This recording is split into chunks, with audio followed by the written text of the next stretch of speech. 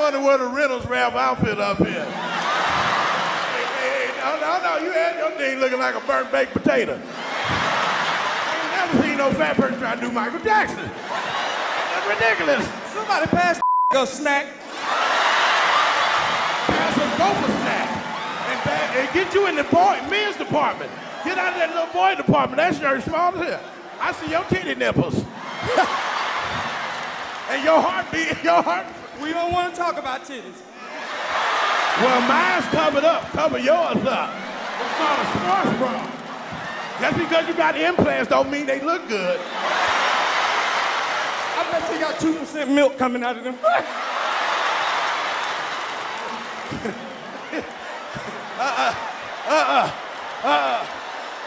You sitting there talking about I got 2%, you got yoo-hoo coming out your titty.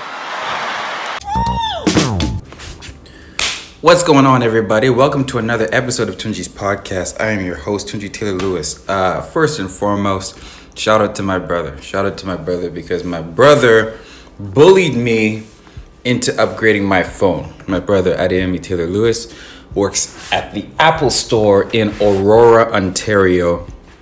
And one day, I was FaceTiming him on my iPhone 6, because I still had an iPhone 6, yes, because I was still ghetto like that. I hadn't upgraded shit. I was totally fine with my iPhone 6.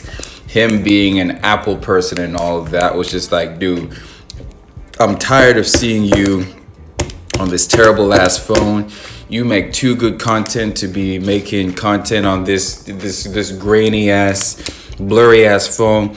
You need to upgrade your phone. I'm like, bro, I'm cool with my phone. I'm cool with the plan I got. I ain't trying to spend any money right now. The way my bank account is set up, he's just like, no, look. You ain't got to, Apple people just know, what all the ins and outs and all this stuff. So he told me I could just upgrade it to an iPhone X, which is what I currently have, which is why the picture is looking nice and sharp. And I have to say, right away, I am noticing the difference. Just I can actually see my face. The lighting doesn't need to be as good in order for me to see my face properly. And even when the better the lighting, the better the picture. This is indeed a beautiful thing. I'm glad I made that move, and I do not have to spend as much money on my plan. I think I have to spend less. I had to pay a little bit of money up front, but then with me trading in my phone, I got like a discount on it and all this stuff. And you know what? At the end of the day, this is a great investment because this is what I do. I'm a content creator, so I gotta have a good piece of technology to create content with. So once again, shout out to my brother. He bullied me into upgrading my phone, which is exactly what I did. And I need to stop playing with these pens. It's probably fucking up the audio right now. The audio probably sounds way better. For those of you listening to this on podcast, let me know if this audio sounds better on this iPhone 10. Anywho, I want to tell y'all a story. about the one time I took a joke too far. Okay, maybe it was like the 100th time. Okay, maybe it was the 1000th time. I don't know, but there's one time in particular where I took the jokes too far, and I think about it probably once or twice a month. Just because of how bad I felt. I felt bad about this particular one, taking this joke too far, because I actually made somebody feel bad, and they haven't forgiven me since. As you'll find out later, I sent that person a message later, and they ain't respond back because I hurt them pretty bad. So this was in college. This is when I was taking a public speaking class in Trinity Western University. What is going on, Son Palmer 01? Thank you so much for joining my live this late at night. What is it? Hey, I was punished. Sorry for missing your podcast. Oh, no problem, dude. Man, anytime you tune in, I appreciate it. You ain't got to say sorry for missing anything. But as I was saying, there was this time I took this joke too far. I was in my public speaking class in Trinity Western University. We were having our end of the year projects, and my teacher the professor for our end of the year projects, he sort of set up, I guess, a fake award show. And in this award show, different quote unquote awards went to different people in the class. And the whole point of the class was so that, you know, if somebody got an award, for example, best speaker or like, you know, like funniest speaker or whatever, that person would come up to the front of the class and give their acceptance speech. You know, that's, you know, part of the public speaking thing. And the runner up for that award would give an introductory speech, right? So there was this award in this public speaking class for most likely to have his own talk show, right?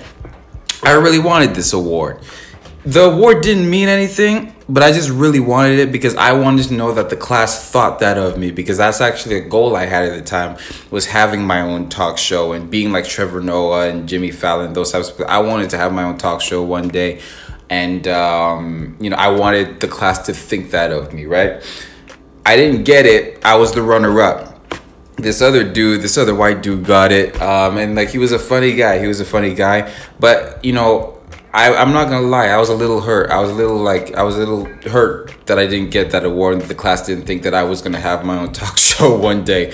Just to let you know how fragile my ego was when I was 20. How old was I? 20, 22, 23? I don't know. No, I wasn't 22. I must have been 21. Anyways, so I have to try to figure out, okay, how do I do this introductory speech, right? I want to do this introductory speech in a huge way to let everybody know that they made a mistake not choosing me for the award, right? You got to choose me for the most likely to have a talk show. I'm pissed, right? Around that time, I had been studying Comedy Central roast. Now, for those of you who don't know what a Comedy Central roast is, it's when a celebrity comes up, sits out on the couch, and a bunch of comedians and other celebrity roast them, tears them apart. Everything is fair game. You talk about, you know, scandals, talk about their mother, talk about their private parts, everything, roast them. I'd been studying this because, as some of y'all know, I study comedy like a lot, including during that time. So I was just like, you know what, let me do a roast of this guy. Let me do a roast of the guy who won, most likely to win, you know, to get his own talk show one day. And I wasn't doing it to spite him. I wasn't doing it to tear him down. I was generally doing it because I guess I was just like motivated and pissed off that, you know, like I didn't get that award. And so I just wanted to make a good impression on my class, and just like, it was just like a prove them wrong moment for me. So I come up with this roast for this guy. And before we go into that class to do that quote unquote award show, I went up to the guy before class, was like, hey, just so you know, I made a little roast. I'll be making fun of you a little bit. No hard feelings. He's like, yeah, man, cool, I did it. I go up, so my turn comes to do the introductory speech, and I tear this dude a new one. Everybody in the class is completely shocked. Most people are laughing, but other people just have their mouths open like, I can't believe he's saying that. I didn't realize this at the time, but my professor is completely pissed off at what I'm doing. Like, but I was like brutal. Like, I called him an attention whore. I called, like, that's the only joke I remember, is like I called him an attention whore. Anyway, so I finished, right? And I'm sitting down and I'm feeling like elated by how well I thought my speech went. And so the guy who won the award, and he went up to do his, what up, John Voth? What's going on? So the guy who went up to accept the award was like really hurt by what I said. But again, I didn't realize it because, like, you know, like I gave a good performance that made people laugh. The guy goes up there and goes, okay, so just so you guys know, Tunji said he was going to make fun of me before class. I didn't know it was going to be that deep, but yeah, it's all good. And he gave his acceptance speech, right? I'm on cloud 9.